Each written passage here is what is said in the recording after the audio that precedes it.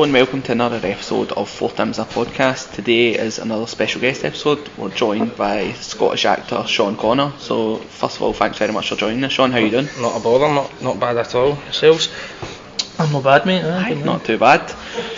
So just to begin with, for people that don't know you, what's your backstory and what have you been in that they might have seen you in?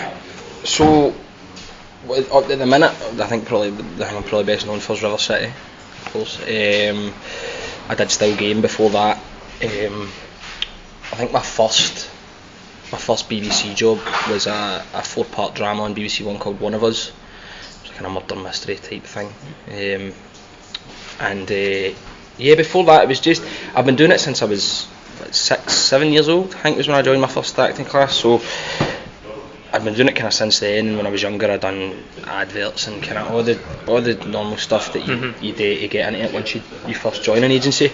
But yeah, I'd probably say River City is probably what I'm more best known for. It's probably the biggest audience. Is it always what you wanted to do? So obviously some people fall in it, but has it always been your goal? Aye, 100%. Yeah. There's nothing else that I'm not good at. I tried football. I'm shocking at football. I'm a terrible football player. So my dad wasn't too happy about that, but we can get at it. So talking about football, so obviously we're a Celtic podcast, you're a Celtic fan, so what's your early memories of Celtic? I grew up in a house. My mum's a Rangers supporter and my dad's a Celtic supporter. My mum's not really a Rangers supporter anymore. Just kind of fell away from it. But the reason that I started supporting Celtic, I remember my dad had the DVD The Boy Who Would Be King about Larsson, and I watched that, and there was no doubt in my mind that from then on I was a Celtic fan. Everything about him and everything about the club just kind of grabbed me, and it wasn't. My dad never tried to make me a Celtic supporter. My mum never tried to make me a Rangers supporter. It was just one of those things that kind of came naturally. But I do remember that watching that DVD being that was the moment and I was dead young when I watched it, but that was the kind of moment where I went, right, okay, I'm a Celtic fan. Aye.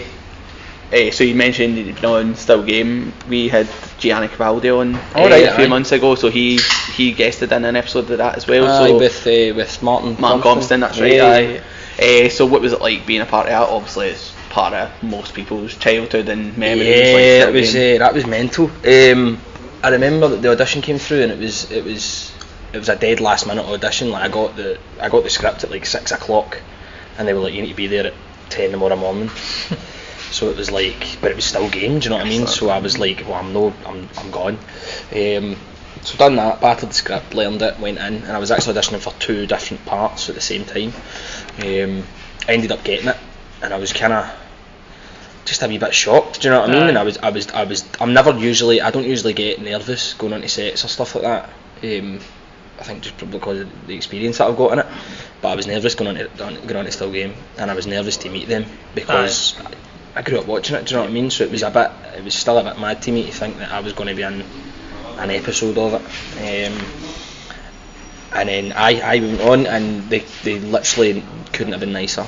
I remember it was the first time I met them. I went into the makeup trailer, and there was Sanjeev, Greg plays Victor, and Jane that plays Isa. And then they sat me in that chair, so I had these 3 kind of next to me, and I was totally kind of, whoa, this is mental. But I just explained that to them. I was like, sorry if I'm a wee bit nervous. She's like, I'm totally big fans, and they were so nice. Greg said, welcome to the team, and I was like, oh, brilliant. And filming it was of course a laugh, do you know what I mean? Because the 2 of them are so funny. Everyone there's really funny, and they just have such a good time on set. So that was a brilliant experience for me, I think. And most recently you've been on, as you say, most people probably recognise you from River City now. I know it's my favourite show, and people think I'm just saying that. Me and my fiancée watch it every week. Oh really? So it's a bit of a Scottish institution. Yeah, of course. How did River City come about, and what's it been like working on that? So I ended up joining River City, I think May, last year, if I can remember. I've got a terrible memory, but I think it was May last year. River City was actually probably one of the longest audition processes that I've went through.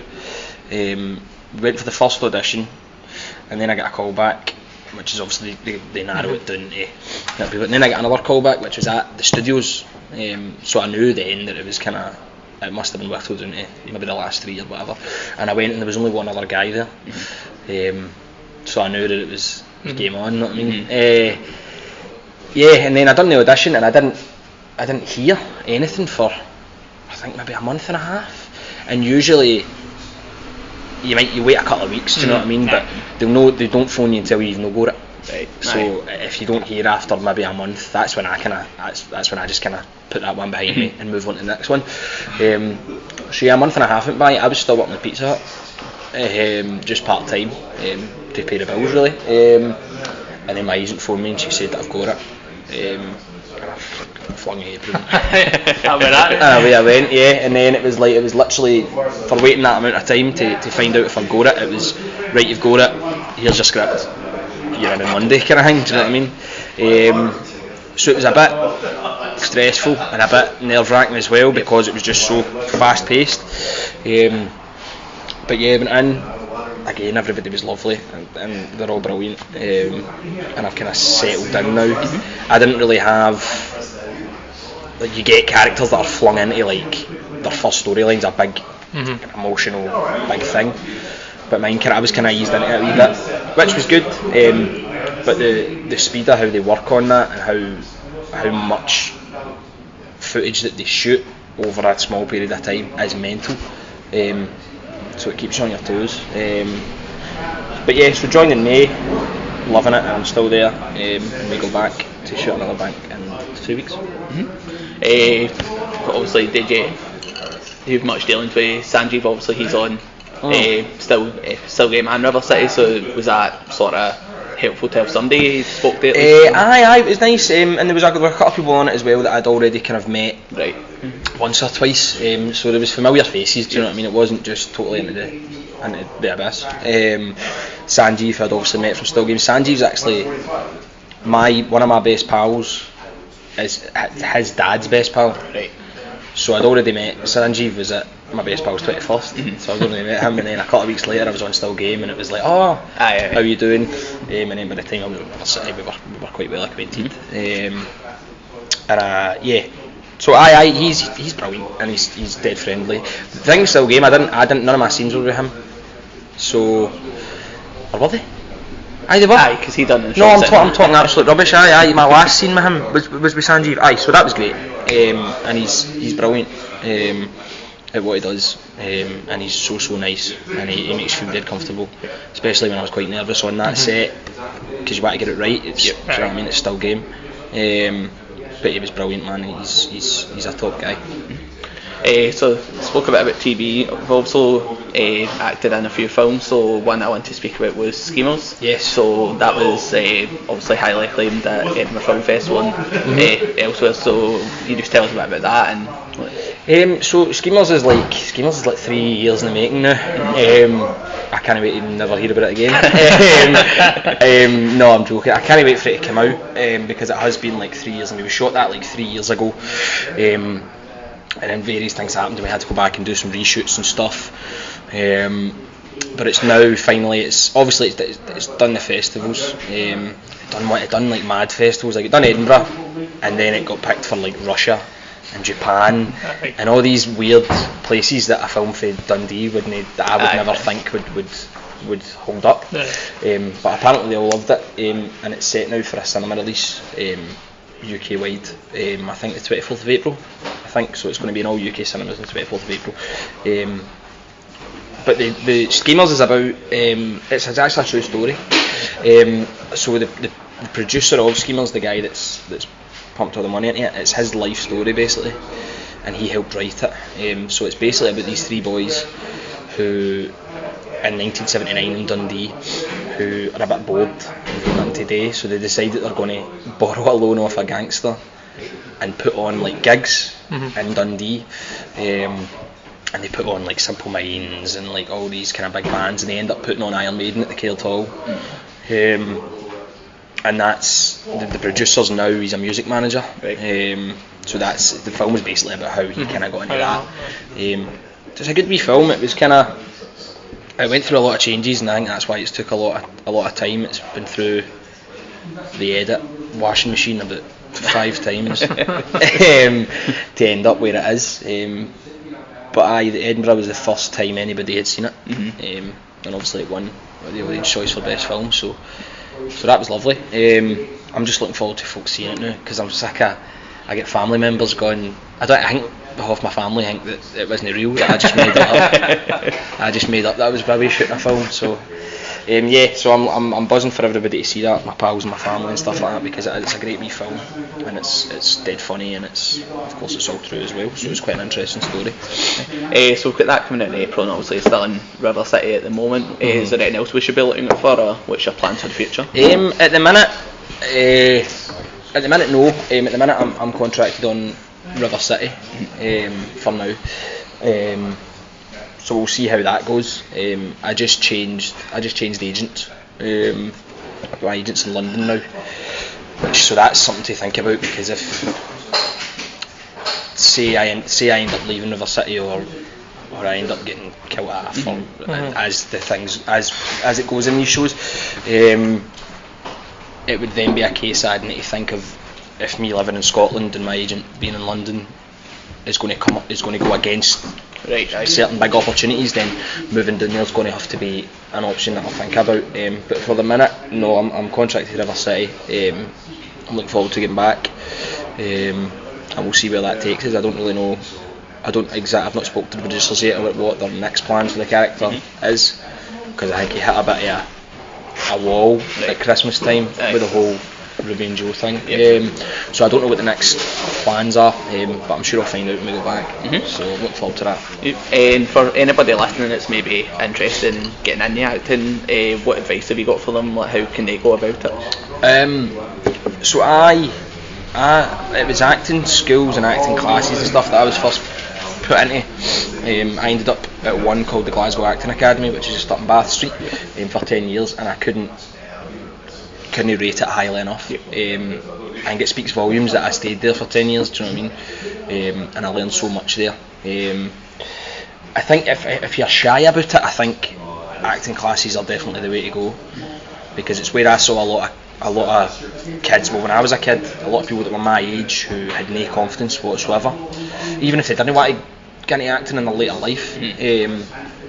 And I know them now still, and they're like totally different people. It gives you a certain level of confidence that maybe some people don't have, and if you're looking to get into acting as a career, then I think acting classes and then in the near future college and stuff like that is definitely the way to go.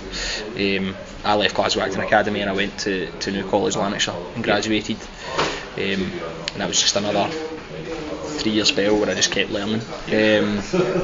So yeah, just try and learn as much as you can about the industry. I think there's a kind of danger in it, in the college and the acting school stuff, to kind of focus on the practitioners and the craft. But I think if you're going to try and make it into an actual career, I think you need to spend your time learning more about the industry, because it's a cutthroat industry at times, and I think learning about that will probably have a more positive effect on you if you try to make it into a career in the long run, because at the end of the day you need to learn more about how it all works, rather than what some guy says how to act in a book, in my opinion. So yeah, I totally forgot what I was going to say. I've lost my thought. Sorry. But yeah, I just go for it. Don't let lack of confidence stop you from doing something that you want to do. If you think you're good at it, pass on, man. Go for it.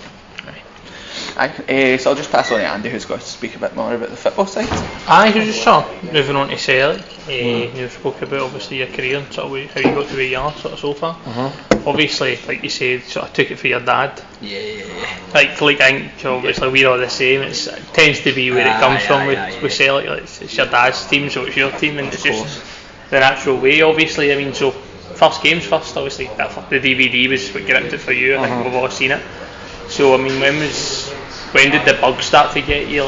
Obviously, sort of about that evolution of you sort of becoming a. Cause I know it's a bit different from when you are 4, 5, 6 to when you start to get that understanding of just how much it means. Yeah, of course. I think, see, to be honest, the bug kind of got me. I think like properly started to get really passionate about it. Was Lennon's first spell. I think I loved that team. A lot of people could get a lot of things to say about Lennon's first spell and his cup form and this, that, the other. But I loved Lennon and I loved that team. And that was probably when I first started to get proper passionate for it. Obviously, I watched it in the house. I didn't, when I was young. I didn't have a season ticket because we couldn't afford it. It was just another expense that my mum and dad didn't need, and that's fine. So we've got one now. But probably about that. I was probably Lennon's first run, if I can remember rightly, that kind of got me right fucking into it. Right, Sorry, I'm all out of fucking No, no, that was a good time, obviously, and there was some big names in that team. We done a lot of good things, obviously. I mean, what you said about cup runs we made up for in Europe at times, I suppose. You see, I mean, I'm taking it. Obviously, your favourite players at the time would be the Winyamas and the Hoopers. Probably. Yes, would they have been your heroes at the time? I was a big Samaras man. I love Samaras. You're talking to I love Samaras. A lot of folk didn't like him, but I loved Samaras. I thought it was brilliant. That goal when McGregor comes right out and he took it to McGregor. Unbelievable. It's mental. It really was. I mean, obviously. So with that, then, do you remember your first game? I know a lot of people do and a lot of people don't. I don't. I'll be fairly honest with you, I do not at all. I'd probably need to ask my dad. He would remember, but I was dead young. Dead young at the time. No idea. I wish I did, but my memory's terrible. No, that's fair enough. So it takes us through. I probably should have asked him that coming on to this. I probably should. By the way, just in case he asked me, it was my first game. But no, I'm afraid I don't. No, it's one of the things, isn't it? I think John Paul said the same. He didn't remember his first game. Do you know? I think the first one I actually remember was a friendly against Wolves. Aye. The last one, like the first one, I can going that far back. Aye. Is the first one I can remember. Did we win? No. I'm surprised you had to highlight you came back now. Ain't that mine, right? You're not welcome. I know. No, but obviously moving on for that, obviously your big games and big players. I mean, any special nights to you? That, I mean, for me, obviously if I was to pick out a couple of my favourite ones, one of the big ones that sticks out was Stratton when we beat AC Milan, just because who they were at the time. They were the European big boys. Some of their superstars. I mean, what sticks out for you? Barca. That the big one? Of course. Aye man, we weren't even at it. Me and my dad went through the dining room table, man, when that happened. At the roof? Yeah, pretty much. I just couldn't believe it. It was just that. It was so. I don't think anybody in the entire city. I didn't think he had a chance, did they? Thought that was going to happen. I'd probably put a bet on nobody having a bet on Celtic that night. Actually, believe it or not, I know a guy, every single game the Celtic play at home puts from Celtic 4-0 and it does not matter who they play. Honestly, every game. Well, fair enough, it's bound to come in at some point, isn't it? I think it's something my dad knows, and he's done it since he was maybe just old enough to bet, and he's done it for the last 50 years. So when Tony Watt scores, he's wanting 2 mil. He was wanting 2 mil, believe it or not. How much is he putting on it? He just puts like a couple of quid on 3-0, 4-0 and 5-0. And I think early years. Much think a couple of quid is? 18 to 50. Listen. Every home game. I don't think he'd back know that figure. Aye, but I bet you when we beat Rangers 5-0 it was hitting the roof. I know, exactly. But no, honestly, you wouldn't believe it. I know that game sticks out, but try to veer away from that. Is there any other ones that stick in your memory? That tends to be everybody's answer. Mills, you know what it's like. The Barca one, yeah. Even just really quite recently. Not going way back there. Not even a specific game, but nearly every game Dembele played against Rangers. Sticks in my mind because the guy was magic. But probably the the one who scored the hat trick. His first one. His first Old Firm derby. That was unbelievable. I think he was just on the day. He was just unplayable. And again, to your first Old Firm game, leading the line, and like 18 or 19, wasn't 18 or 19 to play with that much confidence against Rangers was unbelievable. So that's one definitely that sticks in my mind.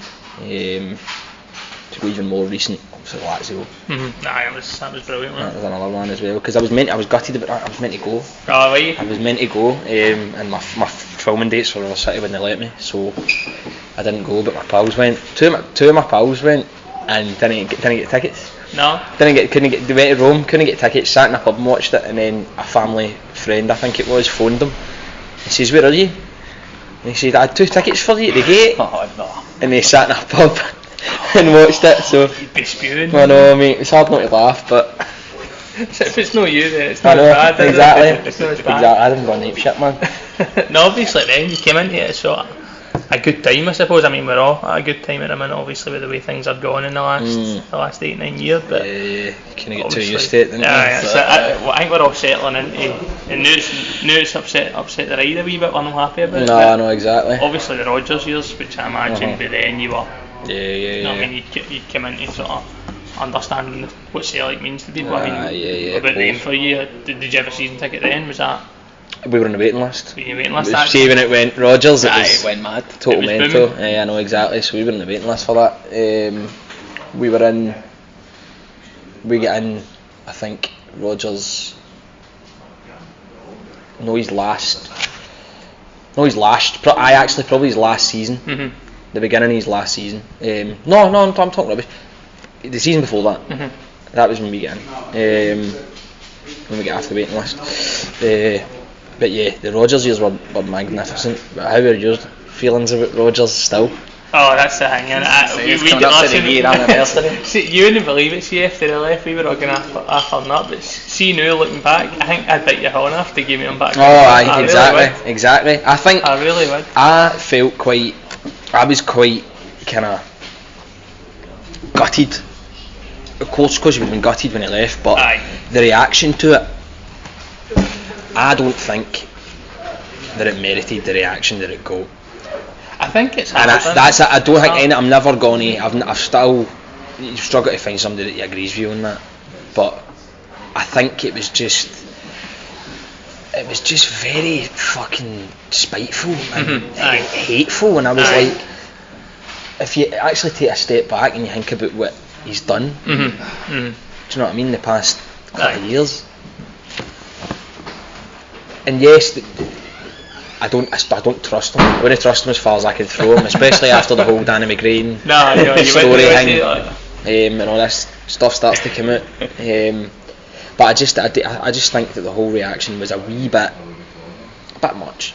I think it's hard, innit? I think it was just a raw emotion. It was pure raw emotion. It's just, I think that what stuck to a lot of people. I mean, the only thing that annoyed me was the timing thing. Just get us out of the line, like Aye. just get it over, get Aye. the league done. Even if the league's once it's mathematically impossible for us to lose that league, then go. Just get us over that line. Yeah. Do you know what I mean? And I think that it's probably just raw emotion. And I don't think Leicester wouldn't have waited that was. I think if that's, they wanted him that badly. If they want them that badly, then reality is. I suppose now what he could throw back is, well, look at where we are now, and that was because I had Yeah. X amount of months to Of course, plan aye, and and put I- things in place. You hear things as well about them. There's a lot of stuff going on behind the scenes with him and Law and stuff like that. So nobody knows how much of that is true. But he was obviously choking to get back to the Premier League Yep, at any opportunity. Leicester, do you know what I mean? I know. And it was That's they what got annoys you, innit? It's who it was. Like, pure sneaking out the back door thing as well. Yep. So I was, do you know what I mean? Don't get me wrong. I was fuming at the whole situation. I just think the extent of the reaction was a bit heavy. Aye, it was a bit heavy, especially with the banners and stuff like that. Do you know what I mean? But no, I obviously look back on Rodgers' years so fondly. I don't think anybody else. Yeah. No, listen, see, if you'd have told me 5 years ago, listen, you're going to experience a treble, I'd honestly sent you to like some institution to get help, because I thought you'd have been half your nut. I know. But like obviously that brings us on to Scottish Cup final day last season. we win the cup, get into the showers, and then that's when Law, right, Lennon went to joke. What was your feelings right at that moment? I knew it was going to happen. I think everybody knew it was going to happen. You just didn't want to admit it. And obviously Lennon, after it, he kind of came onto a total was wrong, kind of proved the doubters wrong. But I think I think it was either going to be, rather than him have a slow start and everybody be going, look at what we've done, we shouldn't have done this, get him to fuck this, that, the other. But he's hit the ground running. I knew maybe he's having that bit of a dip, which can't have time to have it. Can't have time to have it. My feelings when he got announced, it wasn't. I'd kind of prepared myself for it because I knew it was going to happen. As I say, I think everybody did. Get into the showers and telling him was a bit of a weird one. I found it weird as well. Like, so you know, strange. The next day I know. You just waited till he maybe came out, dried himself. You know what I mean? I don't know what Lennon's doing in the showers if he plays 90 minutes. You know what I mean? I know, exactly. But no, see, it didn't sort of. That didn't come as. Didn't knock me off any celebrations, do you know what I mean? No, I mean, we were waiting for the bus, and the bus ended up not coming. The bus ended up not coming. We were down underneath that bridge at the Gallagate, fucking flares and all that. So that was a great day. I was another one that I was like, right, it's no really the only thing I wish for it, or the only thing I can say that I would have wanted was I would have wanted the board to maybe be a wee bit more ambitious and at least look at other people, at least meet with other people. And you're hearing that managers are putting their name in a hat for it, and he's not even looking. So I would have definitely, all that screams to me is that he knows Lennon's going to get it before. Do you know what I mean? Like, I think that's Tony, it's always on the show. What he always says, if you seen him after the game, you'd have thought he was a Hearts fan. Yeah. How raging he was. I think that's the thing that annoyed most people. I mean, you've seen some of their names, man. Benitez is coming, or Mourinho. You've seen some of their names, and then they go, right, it's Lennon, and you go, oh fuck, we've done that again, haven't we? Aye, mate, some of the names are ridiculous. I mean, Mourinho's never going to happen. Get Mourinho. And I see, you seen folk on Twitter going, here, listen, no, because he's out of a job. He said one time in fucking 19 canteen he wants to come to Scottish football at one point. No, I fucking never. You know what I mean? He's no coming to Celtic. Slaven Bilic for another minute. I don't know, every single time we need a manager, he gets linked to the job, by the way. All the time. I'd have took Bilic. He's a wee bit more realistic than Mourinho, I would say. I don't think I'm going to get Mourinho, but that was it, man. There's Celtic fans who say they don't want him because of what happened. I say, listen, I'll take him. I know, exactly. Fucking, you take him. A serial winner, give me. I know, exactly. So that was the only thing that pissed me off about it, was the fact it was like there's no ambition here at all. We're now going for trophy number 9, league number 9, and you can't be asked to at least interview folk. Just see what they've got to say. You know what I mean? I want to know if Lennon was interviewed. Aye. They didn't. Probably wasn't he? He probably heard Rodgers leaving, phoned up, and went like that. Here I've been sacked. I'm a wee bit bored, to be honest with you. I know. I mean, exactly. I'm in a tune. I'm in a pub. I'll just jump out. I'll get a taxi up. So, I know. Came into a good deal there, so I did. But listen, it's time's going to tell. I'd be lying if I said I wasn't a wee bit concerned at this point with a 2-point lead in a game in hand. But it's all. I think it's all going to come down to whether they can sustain, because they've exactly, whether they can sustain that, because that's. I mean they won what were the points differences at this point last year? Oh, we were much worse off, haven't we? We were much worse off. We were level on points. We had the game in hand, didn't we? Aye. So, and then that was when they stumbled. So, time will tell. But I would be lying if I said I wasn't concerned. Considering how they get through December. And how they dealt with us twice. I guess you were at the game at home. I mean, coming away from that. I think the thing that got us, and we've talked about it endlessly, I mean, somehow we were still mentioning it in the episode the other night after. In fact, dissect the Partick Thistle game, yet we're still talking about that game, right? I can't help it, but I think you probably were the same, but was it the fact that you seen the cup final and thought, we can't be that bad again? Aye. And then we were just that bad. And do you know, it wasn't even even as if nothing changed. That was that exactly. We never learned anything. There wasn't even, and you can talk about the players all day long. None of them showed up. Not one of them showed up. But it was tactically as well. Mm-hmm. Nothing changed. Did Lennon just think, right? Listen, the same will happen again, but we'll edge it again. Aye. That's not how it works. Aye.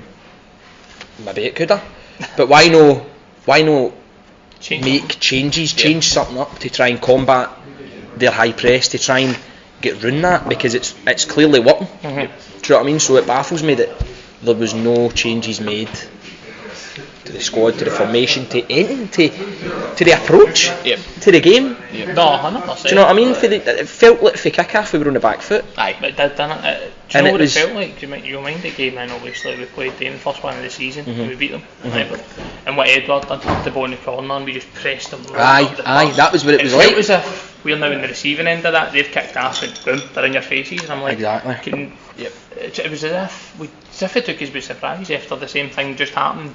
Mm-hmm. A matter of weeks before. No, I know, exactly. So that was a kick in the teeth, that one. And not even to lose, just to lose that way. Do you know what I mean? Aye, it was like no fight. Aye, it was we got the goal back, but fucking ball. we got the goal, and I said to the boys sits next to me, I was like, do you know, we are on a right shaky peg here, because they look right up for it again, and we just don't. I know. Not even Brown didn't either. Aye. None of them. There was no after they'd scored. There was no rally. Fucking, do you know what I mean? There was no fight, no passion, nothing. Cunt of the day. Yes. Total cunt of the day. It was drink to drown your sorrows after that, wasn't it? I think for that, obviously we're sort of into January now. Somehow we're still only signed 2 players. I mean, it's that I personally have never ever heard of either of them. I remember we were getting linked with that Spora. Yeah. He looked like a decent. He looked like he might exactly what 30 and 36 games or something like 29, 36 games, something like that. He looked like he was going to be. He was the signing to make, and then we get. Let's get TikTok. You know what I mean? Do you know what I mean? It drives you potty at times. I know exactly. It's absolutely mental. And I'm not taking it away from the boy. I've seen clips of him and I hope he's Larson and reading army. I really do. However, exactly. I've seen a lot of clips of him, and he looks like a decent footballer. He looks like a decent striker. But the concern that I have watching with those videos that I've noticed, he seems to get a lot of space, which he'll not get here. He'll not get that space, especially when teams are set up to no lose it. To no lose against us. So I don't know, we'll see. I didn't see any of them against Partick. I didn't see the second half. I didn't have much. Get off the bench, but I didn't have much to didn't get the ball. That's another thing that bugs me about Lennon as well, is he refuses to make subs until about 9 minutes to go. Do you know what I mean? It really is another one. I think that's one of the bugbears that, I mean, even in the army against this, where you're thinking, right, this is a good chance to, like Shved, he was raving about him, not even on bench, and then you go, right, okay, let's make some subs now, we need to shake things up. Now wait till 80 minutes before I think about it. Why was Arzani in the squad and Shved wasn't he? But Arzani's got 4 months left on his loan or something like that. I know. And that's him just back for injury. What a waste of time that was. So it's bonkers, man. Sometimes it fries my brain. What's the deal with Shved as well? What is the script? I think there's been a few whispers that he's not up to much in training, but I don't know if he's just I was raving about him in Dubai, and then apparently he just doesn't try in training. But my one thing about that was Lennon loves Samaras. Samaras didn't bother his arse in training. But you knew what he could do, so you played him. Exactly. Like, how are you going to work out if you don't give the boy a chance? Exactly. Exactly. I mean, again, these are it's all rumours, and you don't know what's true and what isn't. I've heard he's got an attitude problem. Aye. And that he's not that keen on like bettering his English either. So obviously, if that's true, that's going to be. I mean, if you've got an attitude problem, you're not getting in fucking Lennon's team. Perfect, mate. Thank you. If you've got an attitude problem, you're not getting in Lennon's team. Aye. Do you know what I mean? No matter how good you are. So I don't know. He's another man we'll see with. But he looks like a player. Do you know? It's so frustrating. But it looks like a player. Was it Calju or? When I qualified. Aye, and he came on for 5 minutes. Part one, tap corner. You're like, here we go. By the way, don't know what we've signed, but he's and brilliant. Then he's totally fucking disappeared. I've not seen him since. Exactly. He's gone missing. Bonkers, man. And it's Tashi as well. Obviously, we speak about it. Now we're still in January, and you cross your fingers, toes, and everything you can that we're going to sign other players. We quite probably unilaterally agree between the four of us that a centre half is pretty much a priority. Yeah. And then we're different on who we'd maybe pick next. I'd have a winger personally. I think we need somebody losing Sinclair whose goals I know he wasn't playing. I think that's a problem that we've missed. Obviously Elyounoussi, who is brilliant, but I think you can play him anywhere across the front three. My problem is who's our other winger when him or Forrest get injured. Somebody to push them on to be better. What about you? Where are you looking for? No, I agree with you. I think we need another centre half. I didn't know Jojo Simeone was only 25. He's still young, but the problem is he's made of chocolate. I know, exactly. Exactly. And it's the same way Lennon this season likes to play Beaton at centre half. He's another one that's get injured after 5 minutes. Yeah, he's totally injury prone. I said that earlier. It's like the Israelis are just. I know, exactly. They cannot stay fit, and I don't know what they did earlier, but it's fucking wild. I know, it's mad. And Al-Hamid can play as a centre half as well, I've heard. Aye. But he's fucking. He's an arm. I know, do you know what I mean? sitting in a seat half the time. So, I know, I agree with you. I think we need a centre half. Another concern I've got at the centre half position is, listen, I love Julian, right? Why does he fall apart against Diddy teams? Aye. Constantly, like consistently. He's a big game player, but put him against Hamilton, he's like, nah. I mean, I seen the clip at the end, the Partick Thistle game, the penalty. Obviously, it's not a penalty, but what's Julian doing to let it get to that situation? He totally lets him go, and then can't catch him, and there's been a couple of games this season that Julian's concerned me in that aspect. Remember Livingston? Lyndon Dykes. Same with Ayer as well. Ayer's got a mistake in him as well. Ayer just always goes to ground, like really easily. Constantly. It's dead rash. That's my problem. You can tell he wasn't a centre half. He was obviously a midfielder growing up, and when he played in Norway, centre mid. Aye. And you can tell because in the middle of the park you can get away with that. See if you want to put a slide tackle, you can get away with that. See if you want to get a bit of tugging of the jerseys, you get away with that. Do that in the box, but no chance. Exactly. Get out. Do you know what I mean? The ref won't hesitate to send you off, and I think we're at too key a position to be sitting there with going right. But he's going to be a world beater. Don't get me wrong. He's brilliant, and he will go places. But he's still got those wee mistakes in him. Do you know what I mean? That he can be prone to in a big game, and at this point of the season, with how tight it is now, we've not got time for that. We don't. So I agree with you there. I think we definitely need another centre half. I couldn't begin to tell you who to go for. That was going to be my next question. I mean, we sat there all night and I said, don't know if you remember him, Omrani that played with Cluj, the white player. If I could go and were we no linked with him? We were, and that's true. If I could go tomorrow and get him, I'd take him. Anybody. I mean, I'm not saying you can pick Messi here, right? But if you've got somebody who you feel is realistic, who would you take right now? Christ, now you're asking. In the centre half position? Anywhere in the park. I've got no idea.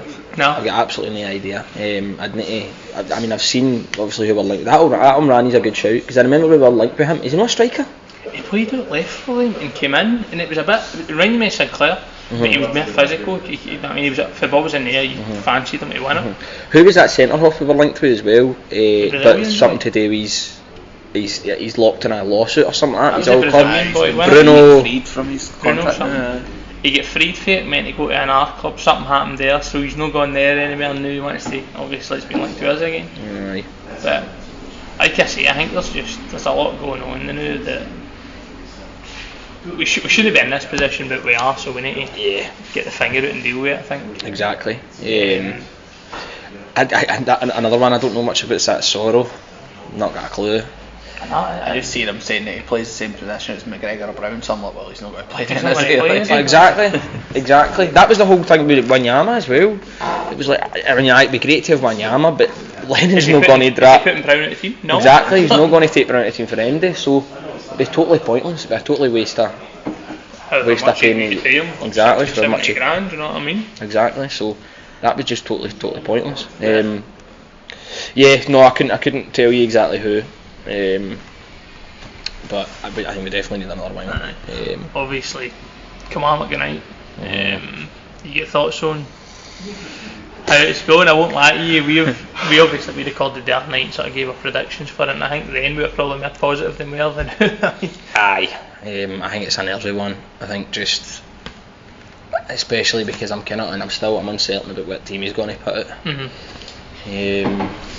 What's your thoughts on Griffiths? I think he's best Celtic days are behind him, and I think we've moved on a bit. I agree. He's not up at the level. Yeah. I really like Lee Griffiths. I'm glad that he's got all his issues, and I feel exactly the same. But one thing that I can't go is the Twitter talk. Yep.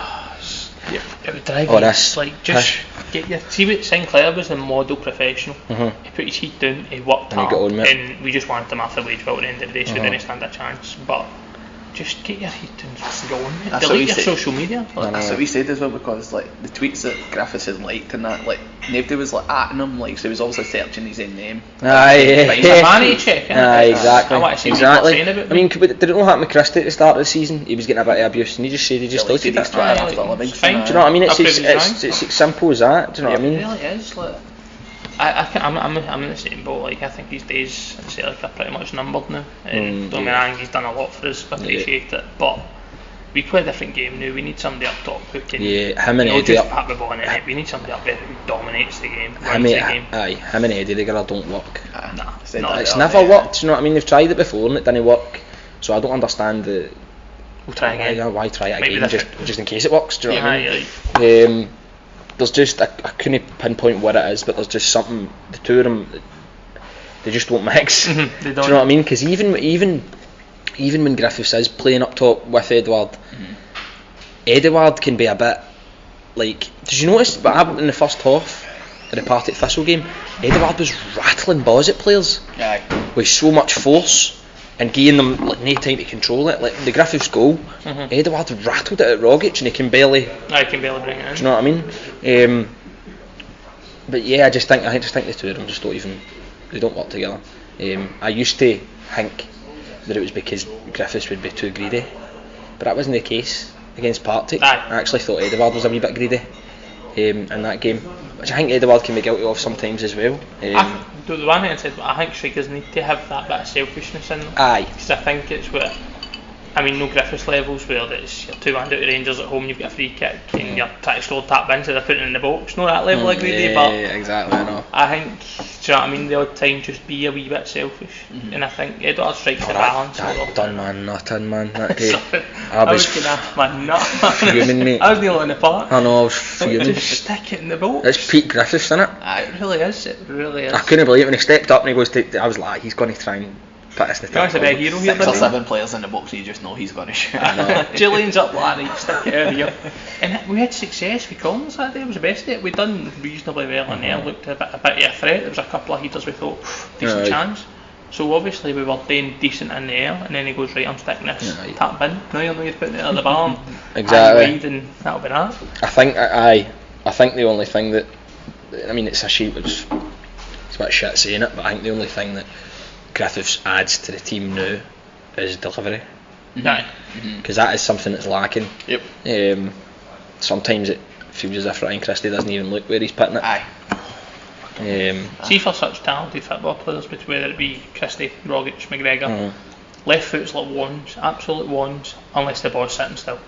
Can't hit it. I've not had a consistent set piece taker since Nakamura. Like, there's a lot of time with somebody who'd actually 8 or 9 out of 10 he's going to put in, find a target. I just don't understand it. Like, how difficult is it to beat the first man with a ball for a corner? I know. and not send it out for a throw-in. Johnny Hayes another one for it. No man, he just batters it. It's hard as a kid, isn't it? Exactly. Exactly. How hard can I hit this ball? We've been half talking, but we'll talk about. Come on, tonight. I think it'll all depend on the team that he puts out, and the formation that he puts out. I don't think that diamond worked. I agree. Didn't he win?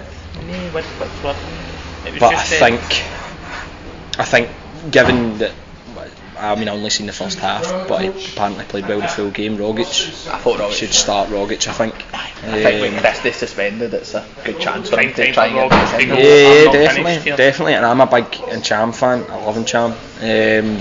I think, What a man. and I think if you had to pick out the three of them and like both fully fit and firing, in my opinion, it's Encham all day. I think he's the best technically gifted midfielder that we've got. Yep. We need to see when he wants to be. When he wants to be, that's it as well.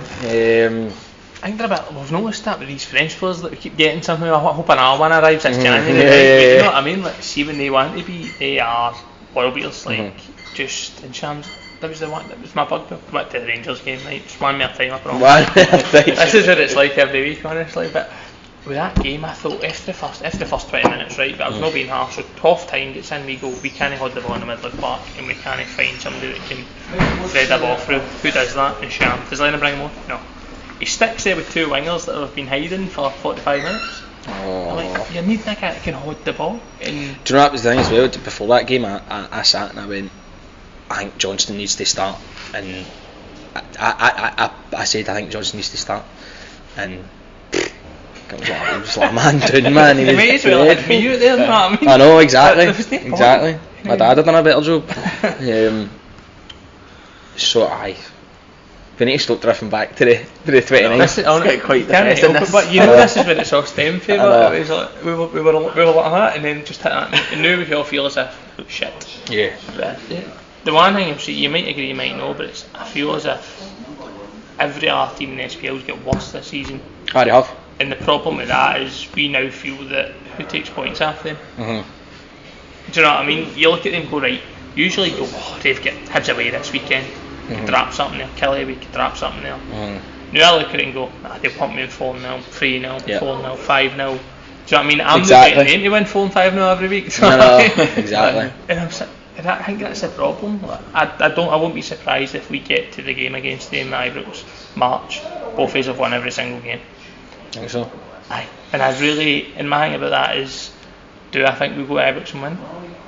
At the minute. Right now? Probably not. No. See, the thing is, right, and I've got pals that are Rangers fans that talk about this all the time. I still think, even though they outplayed us in both those games, yes, they did, right, but I still think that to a man, the squads should be better than them. 100%. 100%, and the problem with the way those two games went is that now they're obviously going to think that they're better. Do you know what I mean? And I said before the 29th game, I says it's either going to go one or two ways. Them losing that cup final is either going to knock them for 6, and they're going to think we can do. We can never beat them. Exactly, we can do everything we've got in a lock up and we still can't beat them, or they can take it in their stride and use it to their advantage. Aye. And that's what they've done. Yep. And I think that they've now beat us at Parkhead, and now how tight it is, you think that's going to they're going to stop that now. That gave them the we are better than them. Yeah. But, I mean, that's what it would do. You win it. Like, of course put it would. yourself in that position. Yeah, You just validation. you get unlucky in the cup final. So let's face it, that's what they were. They were unlucky. And then you go and they played at half the park. Played us half the park. We didn't lay a glove on them. With no response. Aye, there was nothing back. And then they all sit and go, do you know what? We're better than them. And I'm with you. Like, I think Dan's the same. We're all the same. Like, all the boys, like, we all say we're better for them player for player. There's no. I'd struggle to fit one of their players in their team. I mean, I can see the argument for Davis. That's I can see that. it. Yeah. And I could concede an argument about McGregor. Other than that, yeah, I'd still argue Foster and Brown take over both of them. Do you know what I mean? Like, and therein lies the problem. Like, I just think that Gerrard's got Lennon's number when it comes to tactics in a game. But we have better individuals. I think they maybe more gelled as a team. Like they've got that siege mentality. I just think he's got a number when it comes to how to set up. He knows how to stop what we do, and they do it very, very effectively. Do you know what I mean? They nullify your game completely. Yeah. Whereas before they couldn't do it because we just held the ball so well. We played that quick. And that's why you would think after one time that he seems to know Aye. how to sort it. Then you fucking change it. Fool me once, it's on there. Exactly. It's online in this time. Fool me twice, know what I mean? And it's like, Exactly. is he going to go there and play the exact same way again? You might get away with it if your wingers are world beaters and they can drag you through and pull you out the shit. So I say you just rely on individual moments of magic. And you can't listen. There will be times where Edward he'll dig you out a hole because he's got that in his locker, but you can't always rely on that. No, exactly. Do you know what I mean? Because they whether they like to admit it or not, they rely on Morelos a lot. Yes. A lot. But we shouldn't have to rely on Edward like that. Yeah. Because we've got so many strong players in the team that can contribute goal wise, and we've seen that through Christie and Forrest.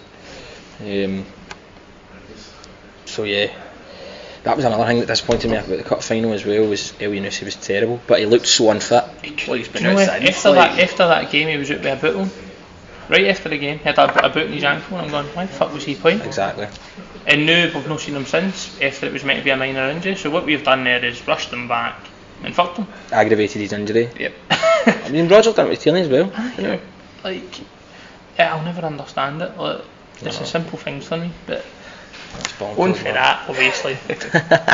Hopefully we win the night, but for the season we're still in 3 competitions after winning one, so it's no. Yeah, of course. It's we're not not at Hell's Gate yet, but I know. What's your thoughts on the last 3 competitions? Where are we going to go and how are they going to go? Start with Europa.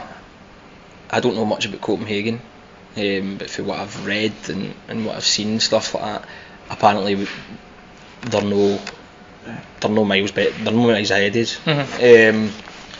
I think the way that we've played in Europe and the performances that we've put in, the shifts we've put in, have been outstanding so far, and I would love to see us keep that going. But if it's going to come at cost of the league, maybe letting things slip in the league, then I know what one I'm picking. Obviously, it shouldn't have to be that way. Yep. But yeah, that's what I feel about that. I think we could probably beat Copenhagen. I think what I've read and stuff is all right. And get through. And Copenhagen, when the draw get done, you see my other games, didn't you? That's what I actually missed. I was on Copenhagen. Yeah. We got the draw. They're alright, I think. But I mean, they're on a winter break now, so maybe they'll come back rusty. But probably not much between the teams, and we've got the second leg at home. You've got to hope that. My view, it was like I said, look at Victor Fisher. He's a fucking brilliant player, right? If I could take him, I would. But other than that, I mean, they're sitting Midtjylland too. Rangers fucking shafted Midtjylland, right? Ran them ragged. And they're the other big team in that league right now. Obviously, Sviatchenko's playing there. I mean, I think if we turn up, we should beat them. Do you know what I mean? Right. Like, I think that's what it comes down to. And I mean, if you're offered me, I said that when the draw's getting done, it's like, give me Copenhagen because we can beat them. Do you know what I mean? But I've got to agree, like if you were saying, no, you go through but you lose the league, like fuck off. But if you're saying you can go through and you can still win the league, then I'm taking it. Do you know what I mean? Aye. No, you're right. 100%. With Europa, I think try and get Copenhagen out of the way and then take that for there. The league, it's priority. I think it's priority for every Celtic fan. I think any Celtic fan that tells you they'd rather win the Europa than win the league are fucking deluded. I think people would have told you that until the situation we're in now. Yeah, of course. And they go, fuck that. Hindsight's 20/20, isn't it? That's it. The cup. I don't have any reason not to be confident about the cup. I think it all comes down to how we reply to this situation that we're in. Pardon me, in the league and in any other competition really. So we've got quite a hard run of games coming up. I think it's about how we get through them that will obviously show how confident or not confident that we are going into the cup or going into the later stages of the Europa. It all depends on those games, and it all depends on the form that we come into in those games, in my opinion. Aye. Do you fancy a quadruple or the treble this season? Fourth. See that, but again, that's another one. I think at the start of the season, I was like, we'll go for an air treble, and now I'm like, and I'm hoping that fucking for the cup final, the League Cup final, with the offside goal. It's probably going to be Rangers. We're going to get in the final, innit?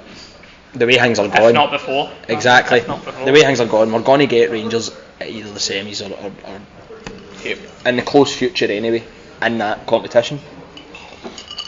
And I'm hoping that karma doesn't come back to bite us in the arse with that one, because I think if both teams turn up, hopefully we turn up, it's a cup final, it's still going to be a close game. I don't think they're not at a place anymore that we can. The days of 5-0, 5-1. Yeah, they're not at a place anymore that we can just pump them and not even that Lustig can turn into a striker and put one in. Do you know what I mean? Very messy that day. I know, exactly. By 3 or 4 people. Exactly. So we're not at a time where that's possible anymore. So I think regardless, it will end up being a close game if we end up getting them in one of the semis or the cup final. But yeah, as I said, for me it's just all about how we get through these games that are going to give us a bit of confidence for what's to come.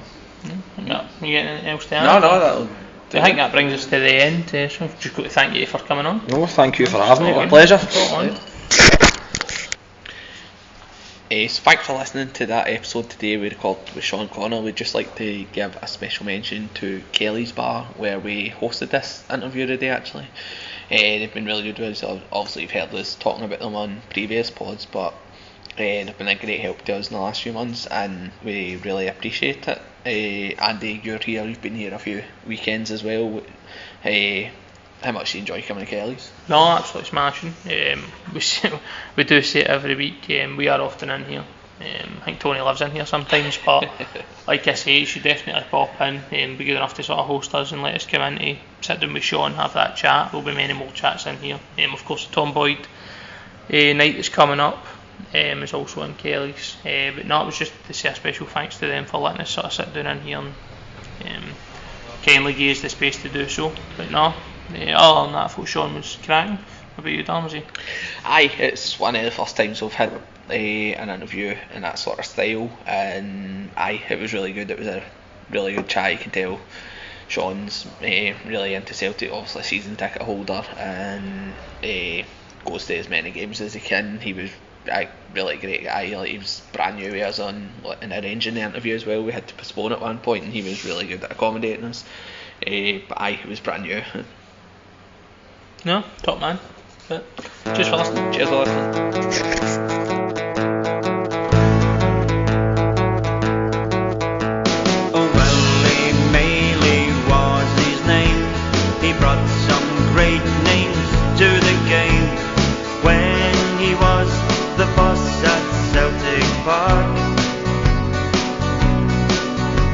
He taught them how to play football. He made the greatest of them all. Gallagher and Quinn have left their mark. And they gave us James McRory and Paul McStay. They gave us Johnston, Tully, Murdoch, Gold and Hay.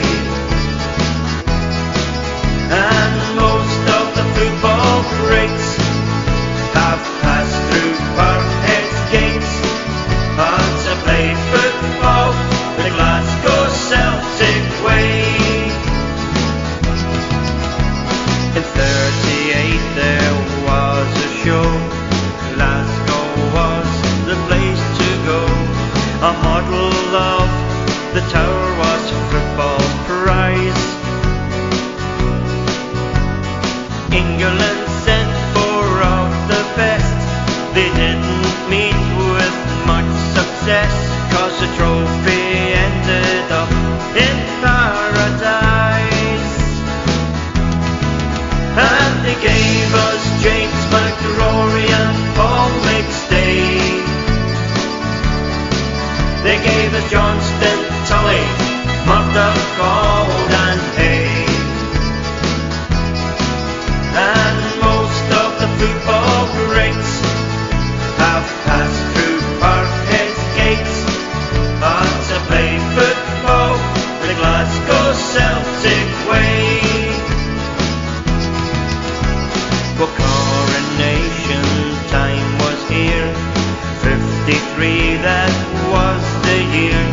Another four from England met their doom. They said we'll have to try again, 'cause like before it was in vain, because the cup is in the Parkhead trophy room. And they gave us James McRory and Paul McStay. They gave us Johnston, Tully, Murdoch, Gold and Hay. And most of the football greats have passed through Parkhead's gates, but to play football the Glasgow Celtic way. Well then in 1957 we faced a guy called Georgie Niven. The game is etched on every Celtic fan, with Wilson, Mockin and McPhail and Wally Fernie scored as well. A Celtic beat the Rangers 7-1. And they gave us James McRory and Paul McStay. They gave us Johnston, Tully, Murdoch, Gold and Hay. And most of the football greats have passed through Parkhead's gates, but to play football the Glasgow Celtic way.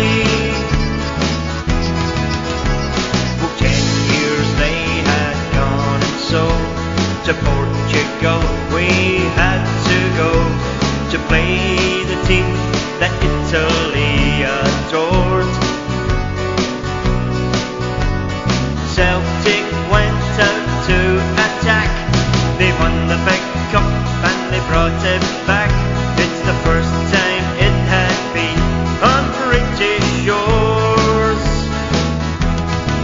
And they gave us James McRory and Paul McStay. They gave us Johnston, Tully, Murdoch, Gold and Hay. And most of the football greats have passed through Parkhead's gates, but to play football the Glasgow Celtic way. And now a new millennium, we have a brand new stadium, and we're amongst the honours once again. The Celtic fans did proudly sing, Lawson is the King of Kings, and he joins the list of famous Celtic men.